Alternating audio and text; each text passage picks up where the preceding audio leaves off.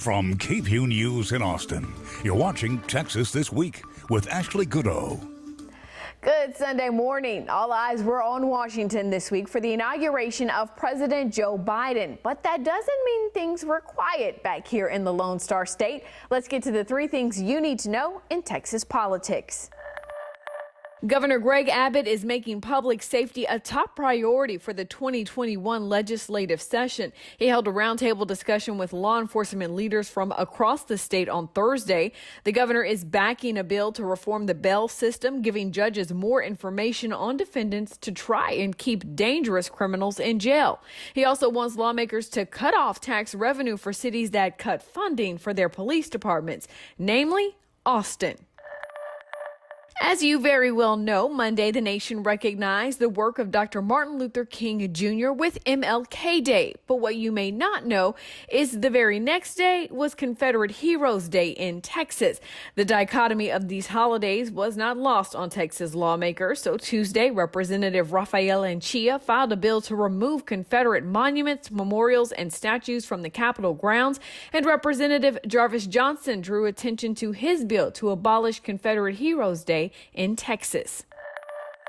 Most people who follow Texas politics knew it was only a matter of time before the Lone Star State's Attorney General filed the first of what will be many lawsuits against a Democratic president's administration. Turns out a matter of time was 2 days. On Friday, Ken Paxton filed a complaint and motion for temporary restraining order to immediately halt the temporary freeze on deportations ordered by President Joe Biden. American history was made Wednesday with the inauguration of President Joe Biden and Vice President Kamala Harris. And now the work of a new administration begins. Dr. Don Kettl, a public policy professor at UT Austin's LBJ School of Public Affairs, joined me to discuss the road ahead for the nation's new leader. First, I want to start by asking you to share some of your overall thoughts on the inauguration of President Joe Biden. You know, it's just been an amazing, incredible week. The contrast between what happened on January the 6th with insurrectionists taking over the Capitol and then finding the peaceful transfer of power from that very same spot just 2 weeks later, it was just something that is just stunning. And it's something that has caught the attention of the world as well at the same time. But the other thing about President Biden's inauguration and what's happened since is his effort not only to demonstrate competence in taking over the government, but also to try to communicate to Americans a sense of genuineness, a sense that I'm on your side, I hear you, and I'm working for you. And that's going to be a major theme, both in terms of the way he really is and the way he plans to govern. That's just such a terribly important theme that I think he's been working so hard on Inauguration Day and coming forward to try to emphasize. Uniting the American people is going to be such a monumental point for the Biden presidency. He spoke so much about how we can. With unity, we can do great things, important things. We can right wrongs. We can put people to work in good jobs. We can teach our children in safe schools. We can overcome the deadly virus.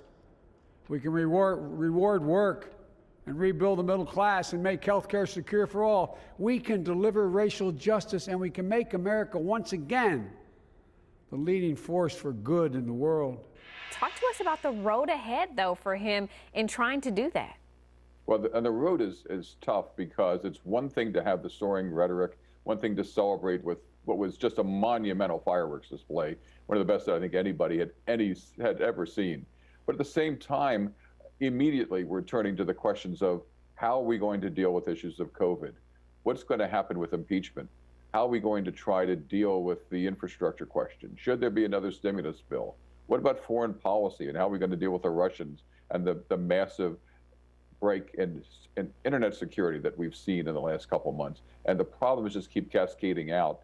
And the more that we get into the details, in some ways, the harder it's going to be to keep that lesson of hope together. But the really hopeful thing about Biden's lesson of hope and his question for unity is that in many ways, dealing with the issues that it really deal with every single American is the best way to try to continue that, to continue his message of unity. Because the one thing on which we're all united is that we all want this vaccine out because we all want this virus to stop. And so the best way that the president has of building trust is to ensure that we all have access to the vaccine as soon as possible and that we sense that this process is fair.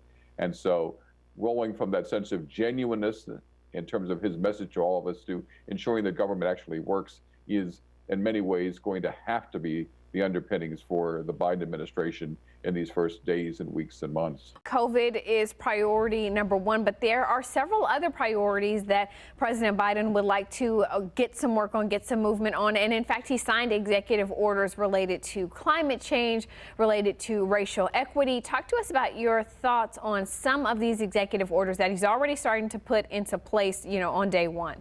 The thing that was unmistakable, the image of him sitting at the desk with this enormous stack of binders that each contained a separate executive order. His goal was to try to move out fast, in part because he doesn't count on Congress moving fast. So he's trying to move through executive action in the meantime. That's one very important thing. But in addition to that, he's reversed the Trump administration's stance on climate change. We've rejoined the Paris Climate Accords. There are important foreign policy issues having to do with the Russians. He's reversed the Trump administration policies there. He is working hard to try to put together another round of stimulus payments, more direct payments to individual citizens, and also the possibility of a very large infrastructure bill too on top of that, which would bring a lot of money to state and local governments. This is a very ambitious agenda. So he's rolling out first the things that he can do with the stroke of a pen through executive order, in part to strike out some of the things that the Trump administration did, in part to try to emphasize new things he wants to try to accomplish. The hard stuff comes next, which is those things that require legislative action and requires finding a way to work with the Republicans, because yes, the Democrats have control of the Congress, but not by much. And Republicans, if they decide to obstruct, could make life very difficult for the new president. There are a lot of things that President Biden would like to get done, and some of that is going to have to be put on the back burner because the Senate is at some point going to have to deal with this impeachment of President Donald Trump. How is that potentially going to throw, a wrench in President Biden's plans? Yeah, and because one of the things that Biden said in his inaugural address is the importance of unity and bringing the country together. And then the first realities he has to confront are holdovers from the Trump administration, the problems of COVID, but especially the problem of impeachment. And so Trump is this enormous shadow cast across the first days and weeks of the Biden administration. And there's talk right now about trying to, yes, have an impeachment trial, but try to do it as quickly as possible so that it doesn't become this large overhang. Neither Republicans nor Democrats want that to be the thing that preoccupies their time in the coming weeks. The real challenge is how many Republicans may join the Democrats in voting to impeach the president at this point. Now, of course, impeachment has to do with removing a president from office, but part of it has to do with the symbolic statement that in the judgment of the Senate that the president did commit impeachable offenses. That's the first issue. And then the second is something that is at a special point for both Democrats and some Republicans, which is banning the president from ever running for office again. And so that's a kind of nail in the coffin that they would like to try to push through as well. But the problem is that there's just no escaping the fact that this is going to be a major preoccupying fact at the very time that the new Biden administration is trying to get its cabinet appointments confirmed, when it gets its legislative agenda going. They're going to be wildly preoccupied by the grand debate on Capitol Hill. And it's by no means clear how that's going to turn out.